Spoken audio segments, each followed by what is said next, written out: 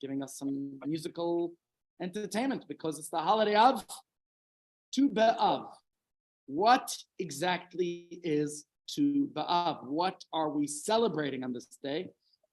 We're celebrating love. Thank you very much. Tu B'Av is the holiday of love. So as I put on the computer screen, you can see it's the Jewish festival of love. And what we're going to do today is we're going to try to take an inside look into this unusual holiday. And of course, we have to start, as our sages tell us, with a milsa de b'dichusa. You know what that means? Always start with some humor, some comedy.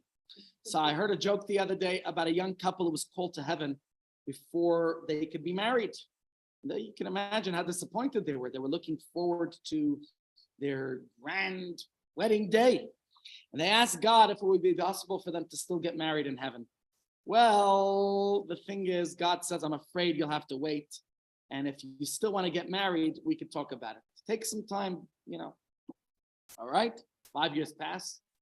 And this couple come back to God and they say, they want to get married. So God says, sorry, you're going to have to wait 5 more years. Very long, drawn out engagement. Anyways, they waited 5 years and finally God says, all right, you could get married. And they had the most magnificent, beautiful wedding you could imagine. At first, the couple was very, very happy. They got married. But unfortunately, with time, problems arose and they realized they made a mistake. It's terrible. By the way, in real life, I know of a couple who were dating for many years. I can't tell you how many years it was, but a long time before I knew them.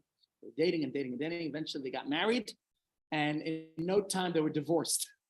So they could be friends, but they couldn't remain married to each other. So now this couple asks God for a divorce. God says, what? It took me 10 years to find a rabbi in heaven. Now you want me to find a lawyer in heaven? All right, and with that in mind, let's begin today's shiur. I sheared. Why is this here? Okay, here we go. We're going to start with this very interesting statement from the Gemara, where the Gemara tells us a little bit about this day. What makes this day so special? The 15th of Av is perhaps, in fact, one of the most underestimated and often overlooked days in the Jewish calendar. In fact, this morning, we didn't say Tachnan in Shul. We didn't say Tachnan yesterday at Mincha. Okay, I was at prayers for Heather Miller. So anyways, there was no Tachnan there. But what's so significant about this day? We need to understand.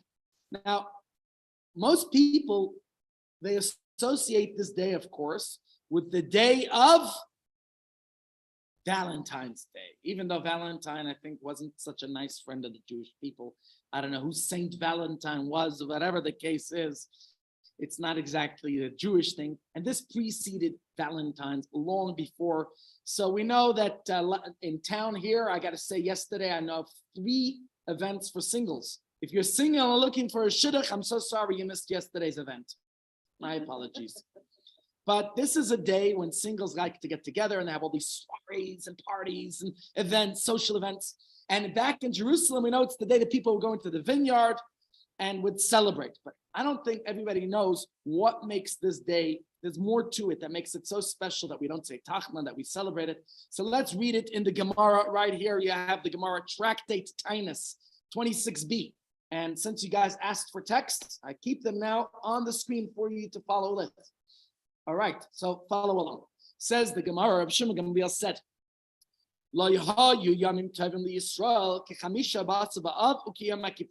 there were no happier days for the Jewish people than the 15th of Av and Yom Kippur.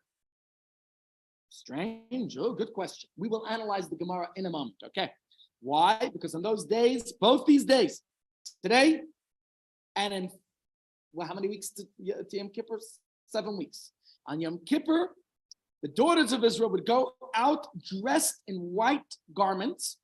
On Yom Kippur, even I go in a white garment, right? And they would, and very specifically, read the words, which they had borrowed. You see the words here the Gemara says? They had borrowed in order not to shame anyone who had none. We are not meant to insult or to humiliate. Not meant to. It's one of the worst things we can do is to insult somebody else. And here, to protect the dignity of the fellow Jewish girls. We didn't want that the rich people, the people should be judged by their wealth, by what they had. So everybody would exchange garments with each other. You ever do that? A garment exchange? And exchanging garments? And like this, nobody knew who's rich, who's poor, who came from where. And the daughters of Jerusalem would go outside and dance in the vineyards. What would they say? Well, I bolded this for you. Young man, raise your eyes and see whom you choose for yourself. Do not pay attention to beauty. Pay attention to family, as it says. Sheker hachein behevel hayofi. You know those words from Mishle, Proverbs? We sing it every Friday night. Words of King Solomon. Sheker hachein behevel hayofi. Charm is false and beauty is futile. A God-fearing woman is to be praised. And we continue.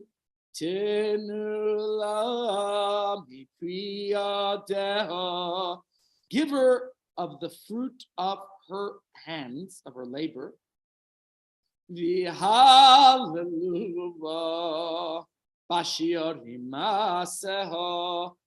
her deeds will praise her in the gates. And it continues. Also, it says, go out, O daughters of Zion, and gaze upon King Solomon, upon the crown with which his mother crowned him on the day of his nuptials and on the day of the joy of his heart. And the sages expounded the day of his nuptials. This is the giving of the Torah, the day of the joy of his heart. This is the building of the temple, may it be speedily rebuilt in our days. Either way, the point is the Talmud is telling us about these two greatest festivals of the year. What are the two greatest festivals? Come on. Tu B'Av today. Be happy, my friends. Come on, let's see some joyous faces. It's a happy day. It's a holiday. And Yom Kippur. No, not Purim and Simchas. Did I ever tell you? I was at a wedding anniversary. And the lady, she says, I want to toast the l'chaim to my husband, the Shmendrik here, putting up with me all these years. So somebody asked him, somebody asked her, what's it like putting up with him? She says, Ich bin gewesen halb blind and halb taub. Half blind, I was half blind and half deaf. So then they asked him, what was it like? He says, no, ich bin gewesen in ganzen blind and in ganzen taub. I was completely blind and completely deaf. Anyway, she says, shush, you smart Alec. She's the one who controls. In fact, one day I saw him standing on a line. It says, all single men stand on this line. I turned to him, why are you standing here? You're not single. He says, my wife said I must stand here. Yeah. So now she says, these 50 years, they flew by like 2 days. So somebody asked, what 2 days? She says, Tisha B'Av and Yom Kippur. Anyways, you should all have Simchas Torah and Purim.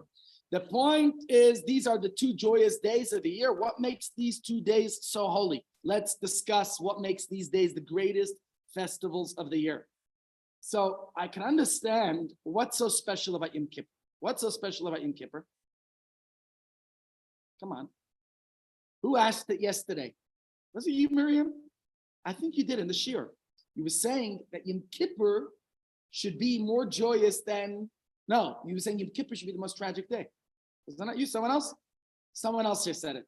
Somebody said that Tisha B'Av should be the saddest day, not Tisha B'Av, Yom Kippur should be a sad day because it reminiscent of the breaking of the tablets. That was the shir we did yesterday and the day before. But I'm saying, no, it's the happiest day because it's the day we're forgiven for the breaking of the tablets. Don't focus on what we did wrong. Focus on what Hashem atoned us for our sin. But here we understand that what makes Yom Kippur so special? Well, I understand it is the day that God forgave us. It's a day of atonement. But what's so special about Tu B'Av? Now, of course, you'll say Tu B'Av is so special because it's the day of matchmaking. Google had some nice image for that, to describe the Jewish woman in the dancing in the vineyards. However, I want to tell you there's more things that happen on this day. You want to explore it in the Talmud itself. Anyone know them before I put it up here? What else happened on this day that made it so special? Besides for matchmaking. Okay, let's talk about it because there are indeed 6 things the Gemara tells us. We'll read it in the Talmud very quickly. In fact, you know what? If you're watching, you can screenshot this or put it on pause to read it. I would rather, because time is of essence, I've made them here for you in this list, okay? So let's look at the list of 6 things that happen on this day. 6 separate occurrences, and each is a reason to celebrate, and certainly the 6 together make this day deserving of commemoration, of being a unique, special day. Okay? So what are these 6 things? Number 1, the Gemara says the tribes were permitted to intermarry.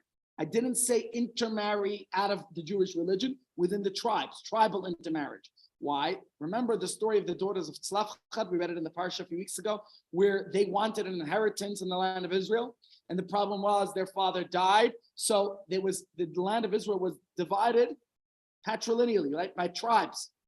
So because the daughters of Tzlafchad, there were no sons in their family, so there were no boys to inherit the land. So what does the Torah say? The daughters could inherit it, but they shouldn't marry out of the tribes. That was one thing.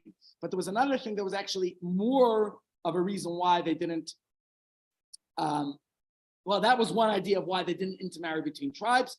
And, that caused a little bit of a shidduch crisis. Yeah, shidduch crisis. So now they said, okay, on Tu B'Av, I don't know what year that was, it's back in the Gemara there, they said they allowed the people to intermarry from one tribe to another. Okay, so that's something that's special. The second thing, okay, because of that story, again, they weren't allowed to intermarry.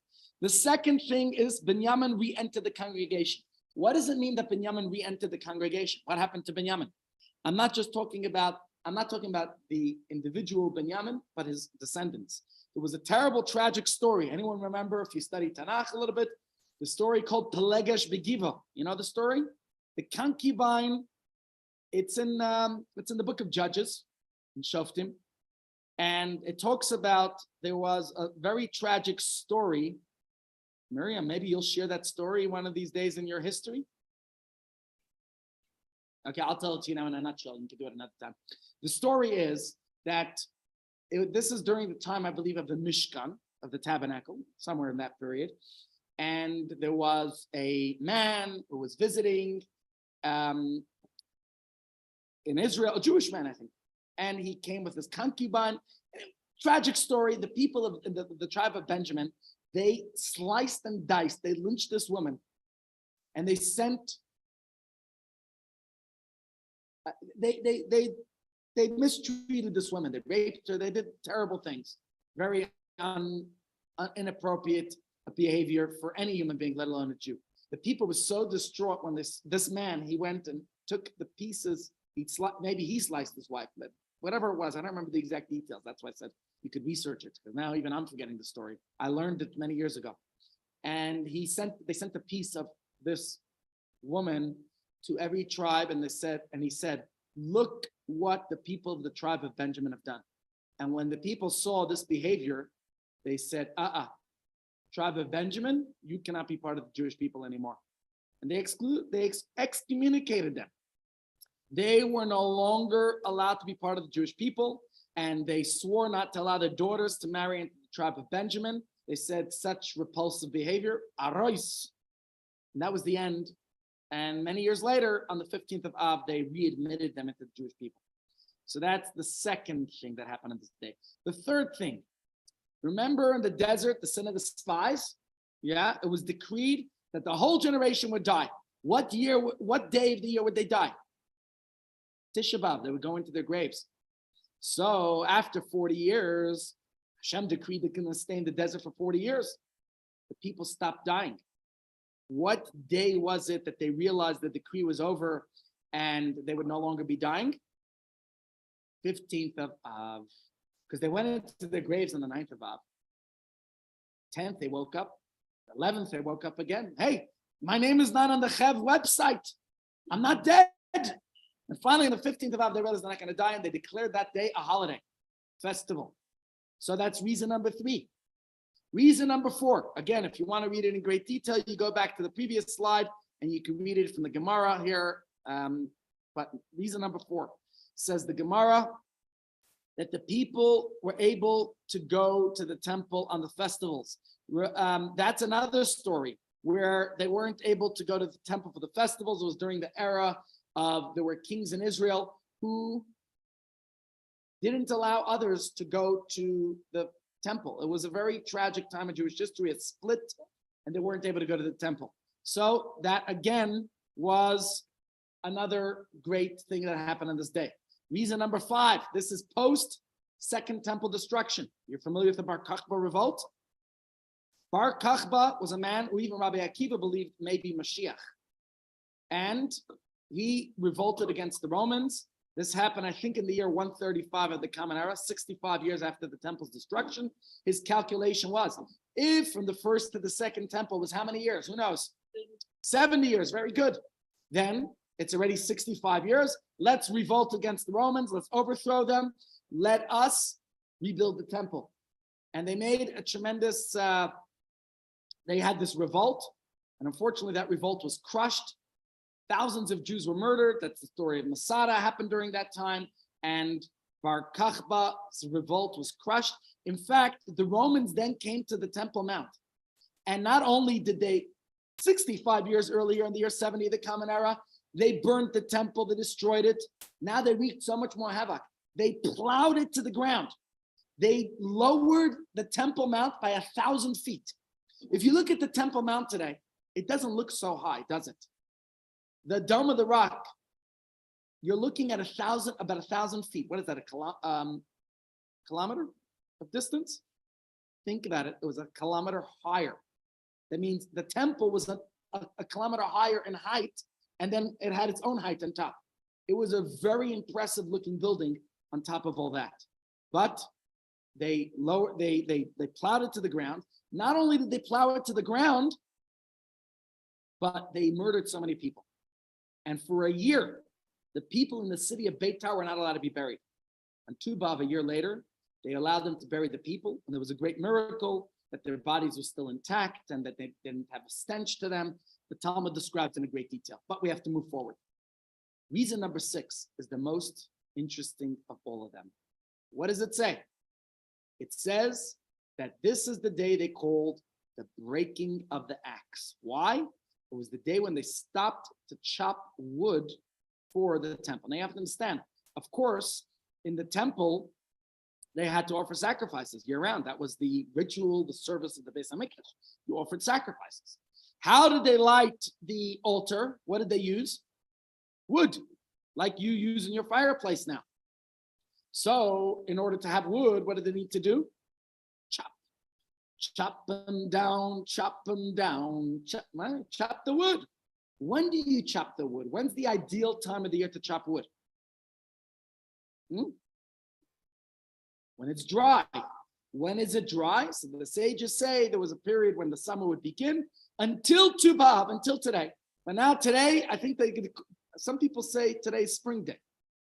I don't know if it is or isn't. I don't know what it is in Israel, but from this day onward, the weather changes in Israel. We'll get back to that in a moment. Now, all these reasons, each one is a unique reason to be celebrating, but we have to analyze them a little bit and get an understanding of what is the significance of this day to really appreciate why the chopping of the wood. What is so significant about chopping wood that they terminated the chopping of the wood that makes this day a Yom Tov? To me, there's something about this that seems a little bit, okay, call it bizarre. Well, what's so special about that?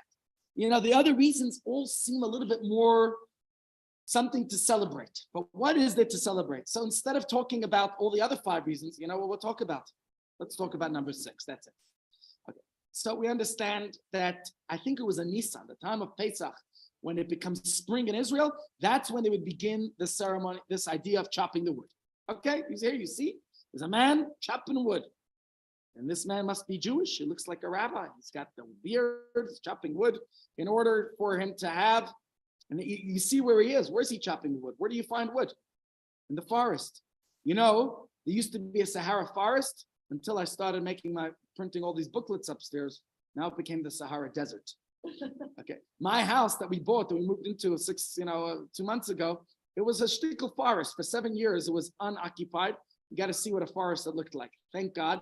We have a dear friend who brought his team in and they started chopping it down, and you could see actually the beautiful botany I think Miriam's been to our home and it looked a little bit less of a forest by the time you came because of this man's work even before you moved in.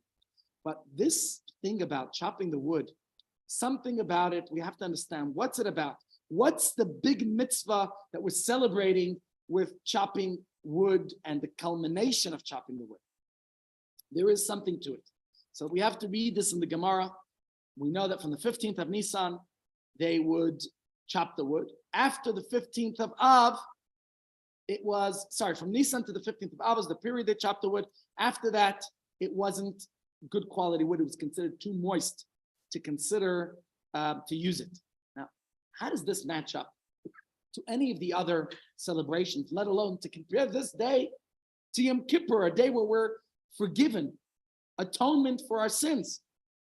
What's the significance of this? Obviously, there must be. We're celebrating. You're all with me? Let's read it in the Talmud. We're celebrating this day in a tremendous way. We have to understand what it's about. Says the Gemara. Okay, look here, text 3 and text 4. Says the Gemara, Baba Basra, on the day that they finished cutting the wood, which was what day? Today, in the times of the temple. There would be great rejoicing, being that it was a day in which they completed it, such a great mitzvah. What's the mitzvah of chopping wood that we're celebrating? So the Gemara continues and tells us, we're going to read the text inside, but I want you to understand, we need to understand this. Cutting the wood to be used for the firewood on the Mizbeach, where all the karbanos would be brought and would be consumed on this flame on the altar. Where did that wood come from? The wood that they chopped for it. But does this transform the day to be greater than Yom Kippur, to make it such a special holiday? We really need to have an understanding. And in fact, when they brought an actual offering to be sacrificed in the temple, was there a tremendous celebration? Not really, depending on the sacrifice. So why is it such a big mitzvah then, or such a great celebration, the fact that they stopped chopping the wood? I'm asking because you would think, what's better? What's a bigger celebration? Preparing for the wedding or the wedding day itself? The chopping of the wood seems to be just getting ready for the wedding. But the sacrifice itself wasn't always such a big deal. So why is the preparation for it such a big deal? To bring an offering is a mitzvah. Cutting the wood is not a mitzvah. It is just a necessary step in preparation for the mitzvah. But the preparation takes on more significance than the mitzvah itself. Was kommt davor? What's going on here? You with me? There has to be something here more than meets the eye. And so we have to understand that the general culmination of wood cutting for the Mizbeach was celebrated by all of Israel. This was a big day. But there was another celebration that was associated with supplying of wood for the altar, and it was a more personal festival or festivity that was celebrated by the suppliers themselves. Not everybody was a supplier. There were certain volunteers who went into the forest and they chopped the wood, and this was a personal celebration for them. But all of Israel celebrated this day. You see, how did it come to be? The Gemara tells us when the Jewish people returned to the land of Israel after 70 years of exile from the first temple's destruction by the Babylonians, they came to resettle the land and to rebuild the second Beis Hamikdash, and they faced many obstacles and hardships, as you can imagine. As I told you last week, the people who saw the second temple before Herod renovated it, they cried. To compare the first and second temples, King Solomon temple far outshined what the second temple looked like after the people did their rebuilding. And the community at the time was small and they were poor. In fact, most of the Jews stayed behind in Iran, in Iraq, in other countries neighboring Israel. Many of them did not return. And in fact, those who lived outside of Israel, even those who lived in Israel, had many threats. There were many challenges to life in that time. And you can imagine when you compare the old days, right? Those were the days, my friends. Unfortunately, they came to an end. It was very hard for them to adapt. And that's why many people cried. The temple treasury cannot afford not only to build a magnificent temple like the original one by King Solomon, they couldn't even afford wood. Wood. They couldn't afford wood for the altar, for offering sacrifices. And there were a few families who came forth and they said, we are going to resolve this crisis. We are going to do something about it. And you know what these people did? They stood forward and they donated a large quantity of firewood. How? They would go volunteering their time, going into the forest, chopping the wood. And if one family was exhausted from chopping wood, the next family came in. And this was their donation, their contribution, chopping wood for the altar. In total, the Talmud says there were 8 families that supplied the wood for the critical first year of the Beis HaMikdash existence. Of course, as time went on, they were able to renovate and to fix the temple and to make it look better. But to reward their generosity of spirit, to go out there, to be the ones, because everybody says someone else could do it. Anybody could do it. These people didn't say somebody, anybody. They went and they did it. And so the prophets of the time, they instituted that a date for each family's donation should be fixed in the calendar. And each year when a particular family's day came along, even that family was granted the privilege, again, even though the temple, again, by now, the coffers of the temple, you could say, were full and they had more money, they honored these families. They said, because you guys stood here when we didn't have money. It's always nice to join a cause when it's popular, right? The temple's now more popular. But there was a special ceremony for these people. It says the Gemara here, look at text 4. There were 9 times during the year when the Kohanim and the people would bring wood for the wood pile on the altar. And it goes on to list the days when each family did it. And the Gemara tells us here, Rashi's commentary, he says that on these 9 dates, the Kohanim and the people would donate wood and offer up a sacrifice. Even if there was plenty of wood available for the wood pile of the altar, they would still have the opportunity to donate. As the sages taught, why was it necessary to establish times for wood offering? Couldn't they just replenish it whenever they needed it? Says the Gemara, when the exiles returned to Israel, there was no wood. And it was these families who said they would do it. And to honor these families, they gave them the opportunity throughout the year. Now, there's something very interesting about this. The family celebration was so powerful that it overrode the fast of a Tisha B'Av Nidcha. Do you know what a Tisha B'Av Nidcha is? Tisha B'Av Nidcha is not this year, but many years. If Tisha B'Av falls out on Shabbos, then we postpone the fast to Sunday, right? On the 10th of Av. One of the dates of these families was the 10th of Av. So in a year when everyone else fasted on Sunday for the calamities that befell the Jewish people, these people did not have to fast. The Gemara says here that Rabbi Elazar ben Tzadok said, I am a descendant of Sanav of the tribe of Benjamin. One year the fast of Tisha B'Av fell on Shabbos and it was postponed to Sunday. We began fasting, but then that completes the fast because it was a special Yom Tov. Rashi explains here that there were the family from the tribe of Benjamin who during the time of Ezra that was returned to Jerusalem, they were the people who supplied the wood for the temple. So what do we see here? We see something really fascinating.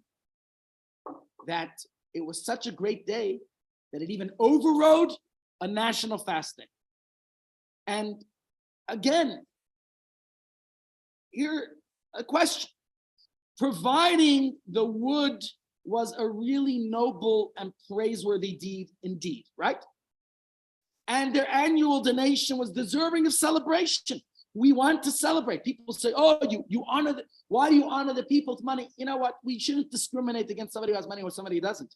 But let me ask you, don't they say money makes the world go round? And I know as an organization, I'm responsible for costs for the meals that Rabbi Haller buys. I get the bill for it. I'm responsible for a lot of the costs of running this place, our rental fees, our rates, our water, our lights, and all these things. Of course, we celebrate the people who donate. If not for them, what would the rest of us be able to do, right?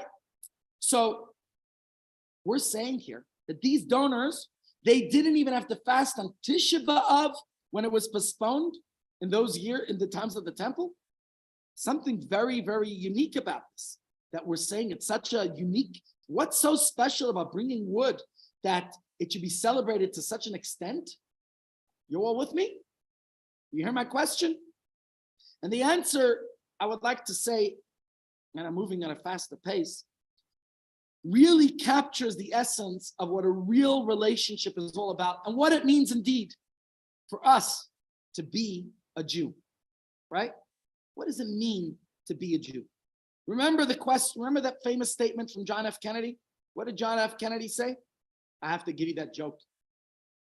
Oh, good, you remember it. So there was a time, it was a school class and the teacher was asking the kids all these different questions. And she said, okay, she said, who said, give me liberty or give me death? And the kids weren't paying attention. There was one Japanese girl in the class and she says, that was Nathan Hale, 1776. And the teacher says, that's correct and well done to this immigrant kid.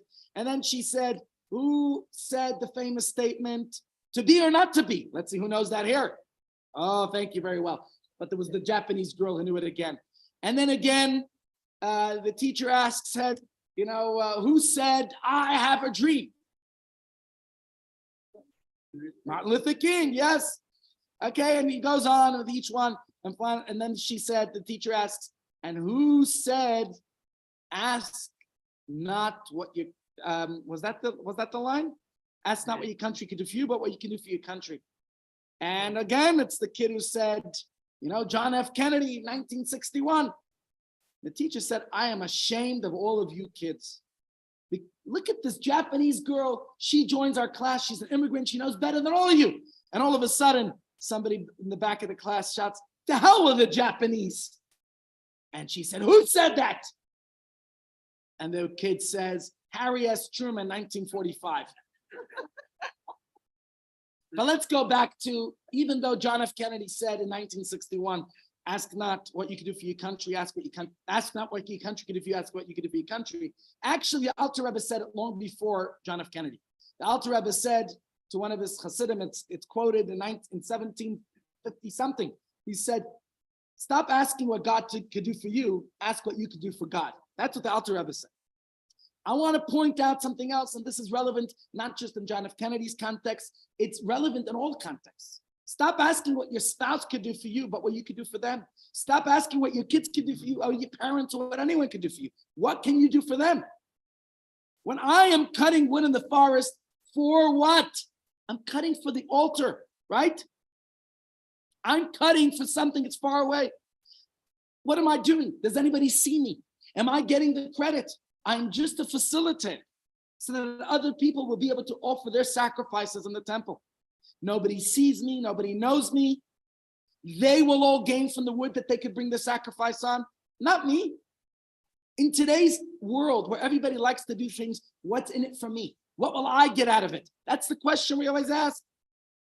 When I'm standing away in that forest there and I'm chopping and I'm schwitzing away, I'm chopping wood, tree after tree, cutting wood. I'm not part of the real action. I'm not working in the holy temple where people see me, but I'm facilitating them, right? I'm in the forest behind the scenes, initiating the process which would allow others to use the wood in the temple.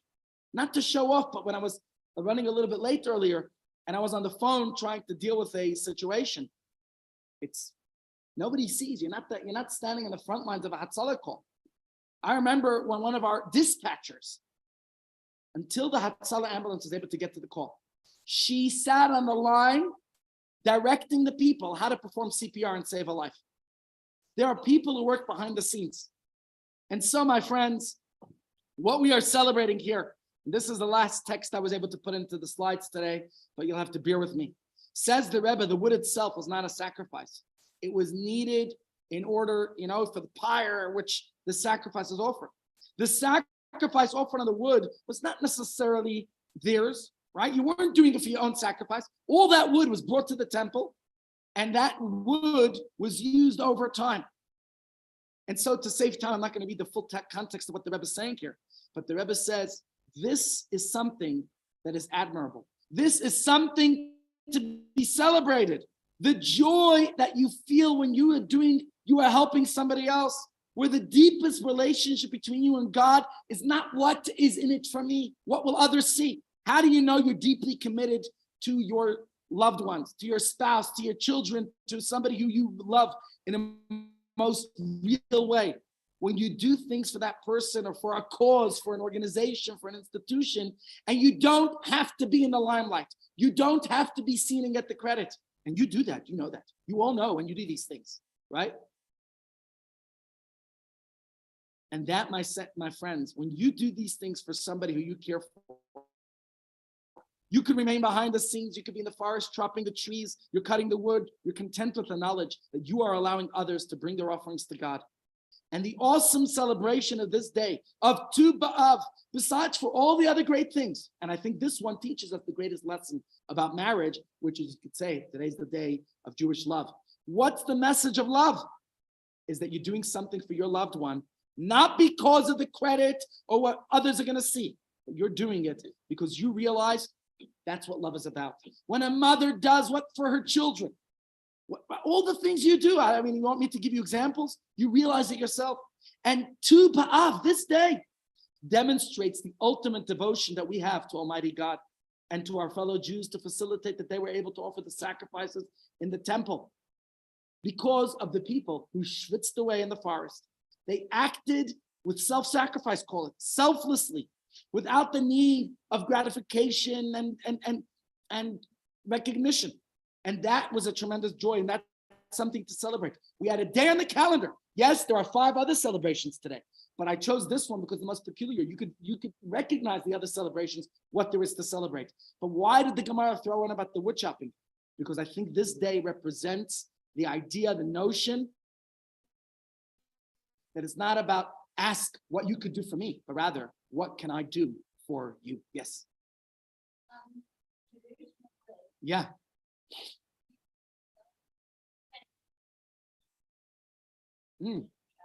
Yeah. Yes. Just before Musaf, it's the prayer that Miriam's referring to, where we say Misha Berach. So maybe the rabbi's not getting up every week and thanking everybody. Cynthia, thank you for bringing the drinks. And this one, thank you for bringing that and that one. We're thanking the whole community with this Misha Berach blessing and prayer. So thank you, Cynthia. And thank you all of you for what you do. And thank you, Miriam, for standing in all the times when I'm at a conference or here and there and everywhere. Yeah. But we list certain things, the people who provide the wine for Kiddush and Havdalah, the people who provide food for the community, and candles for the light and all that. Yeah. No, we do. Of course we say thank you. And that's part of what it means to be a Jew. You know what the word Jew means? Thank you. Thank you. That's what it means. To be a Jew is to have an attitude of gratitude. The word Jew comes from Yehuda, right? Because the kingdom of Judah, it's the kingdom of King David and Solomon was the tribe of Judah. And what did Leah, the mother of Yehuda, say? Now I will thank God again. And the name of the Jewish people is on the son of Yehuda. Judah means to be grateful, to be thankful. Okay.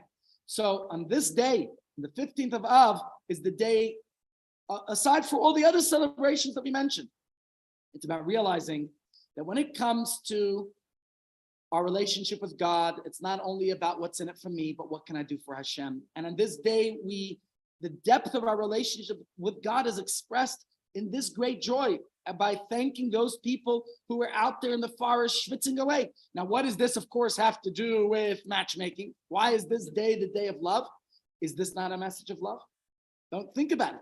When a husband and wife, it's parallel to the relationship of us with Hashem, right? The truth about marriage, the sanctity of a couple's bond is exactly this very same idea. We have to realize this is the message. And if you think about it, the 15th of Av was chosen to bring about marriages of merrymaking, of the girls going in the field and dancing, because on this day, in the depths of our souls, we are experiencing what it means to be there for God, not just for what is in it for me. And that's a bond that expresses itself in the cutting of the wood, which demonstrates that in a marriage too, there are times when we have to become like the woodcutters who in Israel would chop the wood without any recognition, because in a marriage, it's not just about tit for tat. Oh, you did for me, I do for you. Come on, right? And that's a very, very important point. There are husbands or wives out there who cannot really deal with the success maybe of their partner. I've heard from people where there's a jealousy, there's an envy. Maybe sometimes they feel threatened by the notion that my wife, I'm the man of this house. How could my wife outshine me in her career and her things and what she does? And sometimes they feel threatened. I mean, it can go both ways, right? But if you really are committed to this relationship, then you want to see your spouse blossom and grow, even if they're better than you, because that's not what it's about. It's about the two of us together. And if you think about this, there are husbands and wives who are happy with each other's success. And that's a real relationship where they can even assist each other, right? But sometimes, as long as I could get a piece of the cake, as long as what's in it for me, maybe I could get some of the credit too. We always have to be part of the picture. I'm happy to be with the wind beneath your wings that allows you to fly, as long as you acknowledge that I am the wind propelling your wings. My contribution has to be recognized. If I'm not recognized, if I don't get the credit, forget about it. That's not the ultimate relationship. That's not the ideal. This is the type of person is compared to the wood on the altar. We're saying that, you're fueling the flames for the sacrifices to be consumed. The wood is not the actual sacrifice. The wood just facilitates, it allows the sacrifice to be offered. But the role and value of the wood as the facilitator of the flame is something that's visible. Some people are content with being the wood on the altar. I'll allow you to fly. I will help you out. And this is a question we have to ask ourselves is, can I be like the wood choppers? Can I be like somebody who is selfless, that I'm allowing others to celebrate, especially my loved ones? Are you happy to do it even if you're not going to get the credit and the brownie points for it? Can you truly celebrate the opportunity to be there for somebody in some way or another that they don't even know? I think ultimately we all do that for our children. Our children will never know how much we sacrifice for them. But in true love, we know how much God Almighty does for us. Can we be grateful? Can we sometimes just be in the forest, far away from the limelight, and be that woodcutter to help others out, even if we're not getting that credit?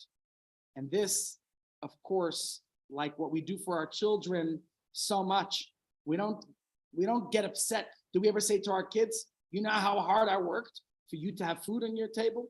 Maybe if they really, really agitate us.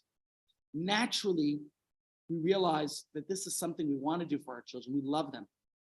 And the real essence of Judaism is not about what credit I'm going to get, but who I am in the most intimate space in my heart. The Yechida is my connection to Hashem, the oneness of the soul. And remember, what's the soul versus soil? An animal soil oriented. The soul is S-O-U-L versus the animal that's S-O-I-L. Remember that message, remember that lesson. And so, my friends, if you think about it, the wood chopped in the forest was used for the altar's fire, but even though it itself was not a sacrifice, the wood itself never became sanctified and never received the status of a korban. A korban was holy. The wood was wood.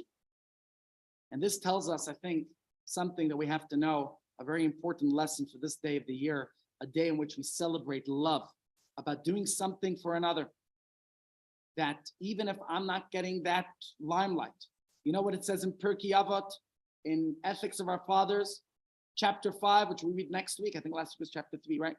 Asara Dvarim Nivru Be'erev Shabbos Menash Mashas. It says that there were 10 things that were created in the twilight of Erev Shabbos. I don't remember all of them, but it tells us one of them, the very famous one, is Af Tzvas B'Tzvas Asuya, which means that even that the original tongues, how were the original tongues made? Think about it. Says the Mishnah, the original tongues were made on Erev Shabbos because tongues are made with tongues. And the Talmud explains that tongues are used, how do you make them? To hold metal and fire. That's the purpose of a tongue, right? In order to make tools and utensils. So it's necessary to use tongues to make tongues. But who created that first pair of tongues?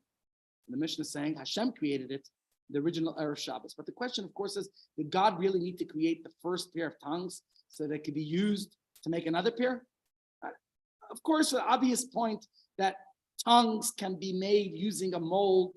So this idea, this theory could be debunked because there are other ways to do this. But what's the point? Why is the Mishnah telling us that it was so important that God had to make this moments before Shabbos to make sure that tongues are created? Why is it so important? Why is the Mishnah telling us about the tongues that were made at Erev Shabbos? And the answer, at least here's an answer I saw in the teachings of the Rebbe. And he said, what is Shabbos? Shabbos is the spiritual height of the week, right? God himself was personally presenting tongues and items that seem to have no purpose in and of itself other than molding something else. The tongues itself, is there a purpose for it? No, it's in order to create others. Why would God be busy making that Erev Shabbos? So the Rebbe once mentioned, and you can find this in the Likutei Sichos, volume 17, he says, to demonstrate that the ultimate relationship and bond is when one can be enthusiastically devoted to the preparation of a goal as one is to the end product itself. So those first tongues were used in order to make tongues. What's the idea behind that? I'm helping to facilitate something else. And the Gemara tells us, let me put this here for you. The Gemara tells various incredible incidents that Rabbi Chia, who was a great Talmudic sage, about his spiritual superiority over the other sages. And one of the stories I want to read to you from the Gemara, give me a second to put it up here, is as follows. It says the Gemara Baba Metzia. It says that Reish Lakish was marking the boundaries around the burial vaults of the sages. And remember, who was Reish Lakish? He was a Baal Tshuva. He was a former gangster, became a great scholar. Yes? Told you stories about him in the past.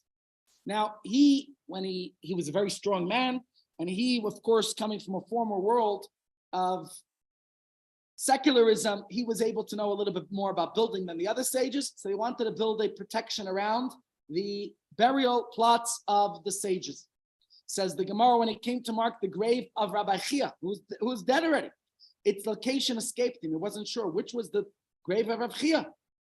He became disheartened and he said, Master of the universe, had I not studied the Torah as he did, Reish Lakish made such an about face, coming from being a gangster, became one of the greatest sages. So he's saying, did I not study as much Torah as him? And a heavenly voice replied, indeed, you studied Torah as he did, but you did not disseminate the Torah as he did. Rabbi Chia taught more Torah.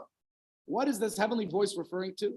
So the Talmud tells us Rav Chia's response to a colleague in a certain situation. Rav Chia once responded to a colleague, I have accomplished that the Torah never be forgotten from Israel. Remember, these sages lived in tumultuous times after the destruction of the temple, when Judaism was being threatened of extinction. It was at risk of extinction. You think about what Judaism was going through at that time. We talked about it before Tisha B'Av. So Rav Chia said, you know what I do?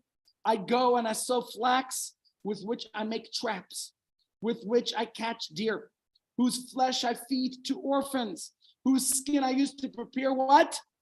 Scrolls, parchments. And on those parchments, I write the teachings of the Torah. And so I then go to a town and I teach 5 children the 5 books of Moses. And I teach 6 children the 6 orders of the Mishnah. And I instruct them that until I return, what do they need to do? Teach each other the scriptures and the Mishnah. You know, in not Ethiopia, in Taiman.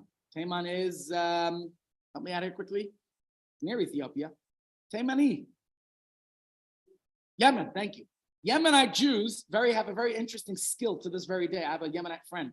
They could read the Hebrew letters very easily backwards from different directions because they would have one scroll from which to learn together in class. And they kept this tradition. So the teacher had the scroll, but the kids were all around and they learned how to read backwards. Did you do that with even ABC? You know how ambulance is written, or police car in some vehicles, so that when you're looking at it in the mirror, you could still read that it says ambulance? Did they do that here in the States? They write ambulance in a funny backward way. These kids have the skill because they only had one scroll from which to learn. In the wealthier parts in Europe, they had multiple scrolls. in Yemen, they had one scroll for the whole class. So all the kids learned to read it from backwards, but more important, they learned to memorize it.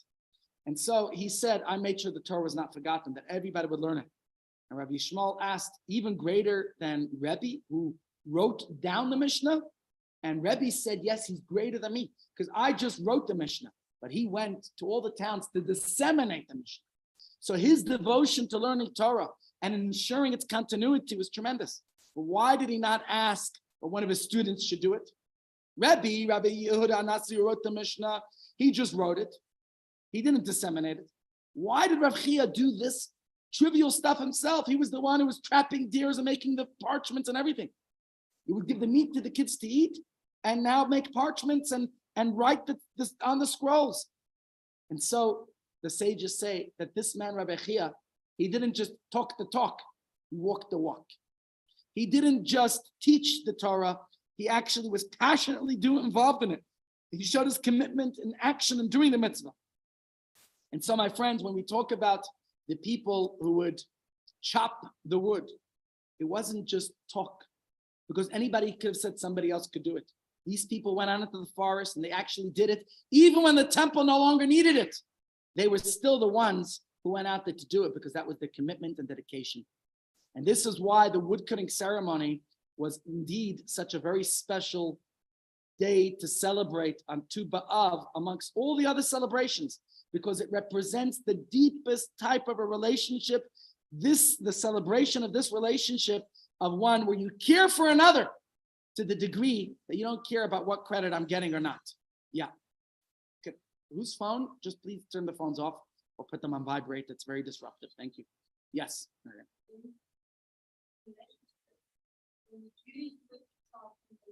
Yeah. Why were there no more trees? Oh, because it says when they came back to Israel, are you saying they went elsewhere to do this chopping? So where did they go to chop? Right, but there were many Jews that came back to Israel. We're talking about those. Yeah, oh, okay. Yeah. Yeah. Oh, very interesting.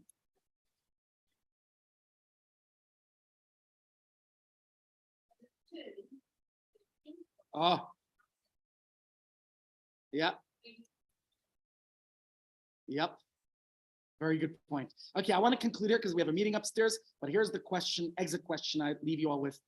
Doing something for somebody without them knowing, not about the credit I do or don't get. It's about helping out, and the community needs that.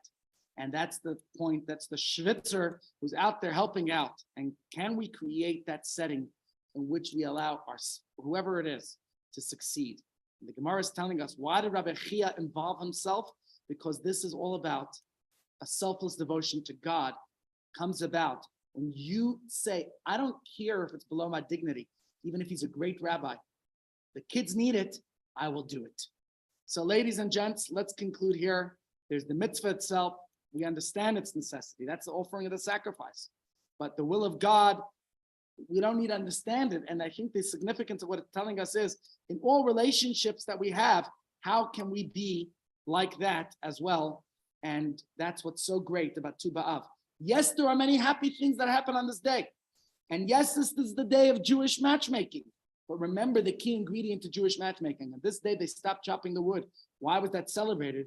Because the wood itself taught us a lesson, a message about what it means to be dedicated and committed selflessly for your loved ones, and especially for God.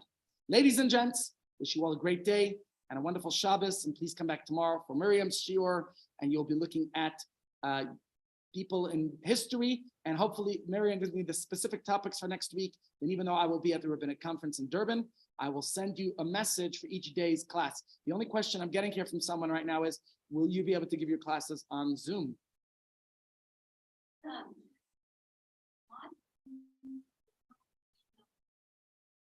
No, don't worry. We don't have that many people on, or I could give you my Zoom account. You could use my Zoom.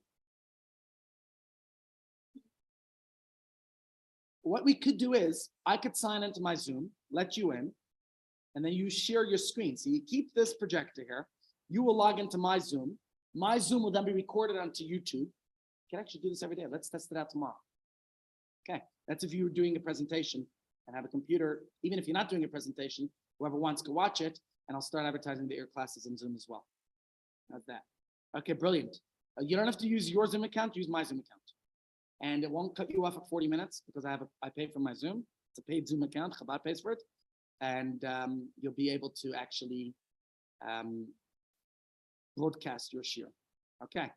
All right, ladies and gents, we're going to conclude right here, even though I have a lot more to say about this topic, but it's time to enjoy lunch and time for our meeting. Zakazan, thank you all for joining. See you soon.